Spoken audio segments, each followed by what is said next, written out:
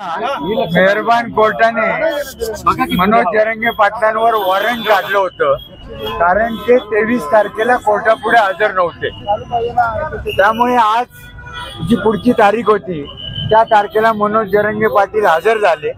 कोर्टापुढे आम्ही असा अर्ज केला की मागच्या तारखेला ते गैरहजर असण्याचं कारण म्हणजे ते त्यावेळेला अमरण उपोषणाला बसले होते 20 तारखेपासून 24 तारखेपर्यंत, आणि 23 तारखेला कोर्टामध्ये यायची त्यांची परिस्थिती नव्हती। त्यांना चालण्याला त्रास होत होता आणि डॉक्टरांनी प्रवास करण्यापासून त्यांना मज्जाव केला होता, आणि त्यामुळे ते 23 तारखेला त्यांच्या गावाहून पुण्यापर्यंत प्रवास करू शकत नव्हते, म्हणून ते कोर्टामध्ये आले नाही।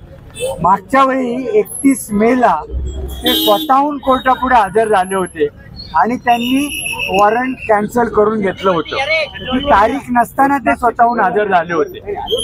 त्यावरून मी कोर्टाला असं सांगितलं की त्यांची जी कॉन्डक्ट आहे ती चांगली आहे, कोर्टाबद्दल त्यांना खूप हे आहे, म्हणजे कोर्टाबद्दल आदर आहे, त्यामुळे 31 तारखेला ते कोर्टापुढे हजर झाले होते। मागच्या वेळी सुद्धा फक्त आजारपणामुळे हजर झाले नाहीत, त्याचप्रमाणे आज जे आले ते ॲम्ब्युलन्समध्ये आले, म्हणजे अजून सुद्धा त्यांची परिस्थिती प्रवास करण्यासारखी नाहीये, पण ॲम्ब्युलन्समधनं सलाईन लावून ते आले आणि कोर्टापुढे हजर झाले। याच्यावरूनच दिसून येतं की कोर्टाबद्दल त्यांना नितांत आदर आहे। त्याचप्रमाणे मेडिकल सर्टिफिकेट्स कोर्टापुढे मी हजर केले, त्याच्यातनं असं दिसून येतं की 20 ते 24 ते उपोषणाला बसले होते। 24 तारखेला त्यांना उपोषण थांबवावं लागलं आणि त्यांना औरंगाबादला म्हणजे संभाजीनगर इथे हॉस्पिटलमध्ये ॲडमिट व्हावं लागलं। त्याच्यामध्ये किडनीला त्यांचा त्रास झालाय, किडनीचं इन्फेक्शन झालंय, हायपोग्लायसेमिया झालाय आणि इतरही काही आजार आहे, त्यामुळे त्यांना ॲडमिट केलं होतं।